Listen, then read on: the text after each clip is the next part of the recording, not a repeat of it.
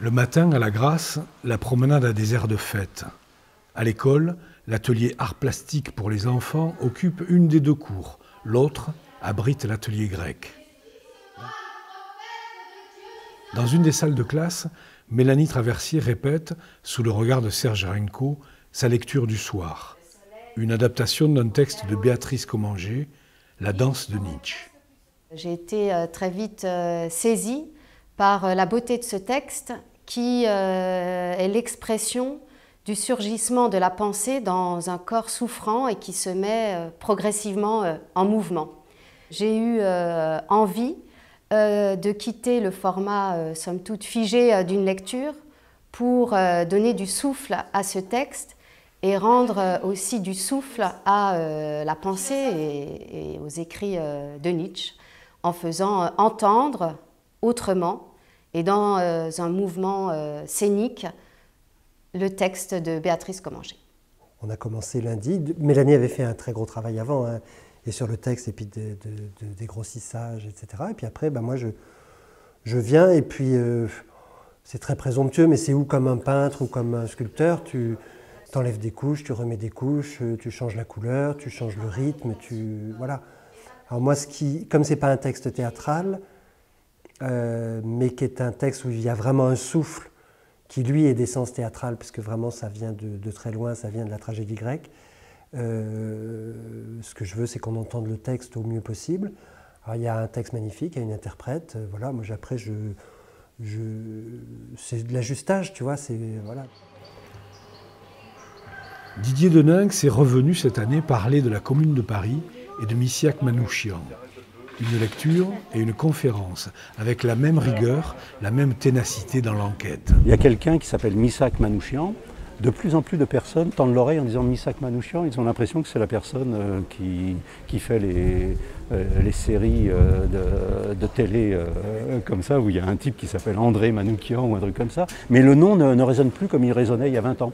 Quand je dis l'affiche rouge, d'un seul coup, on dit « Ah oui, l'affiche rouge ».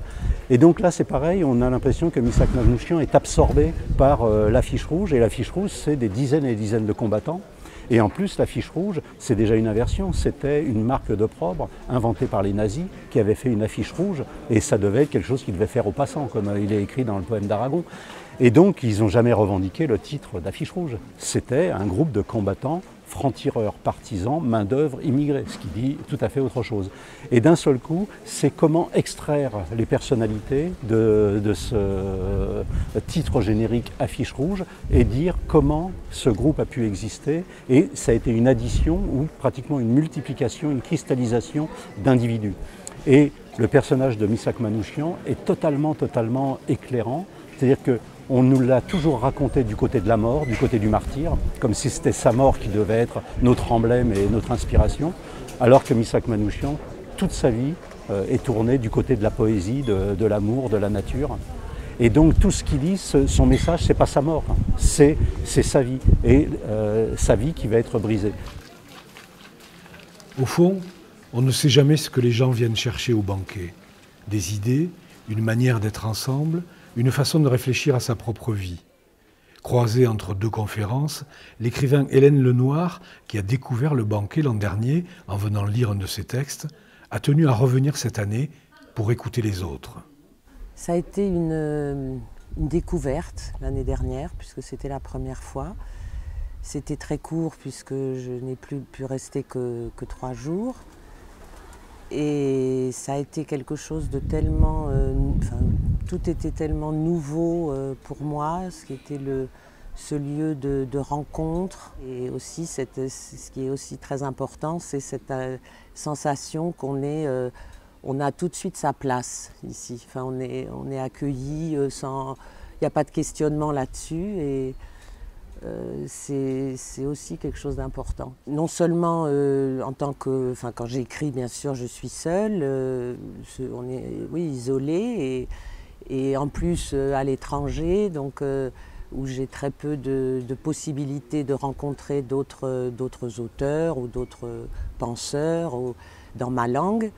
Et c'est ça, mais c'est plus, c'est des échanges aussi très du fait qu'on se sent bien là, qui sont très spontanés et qui sont d'autant plus riches et importants.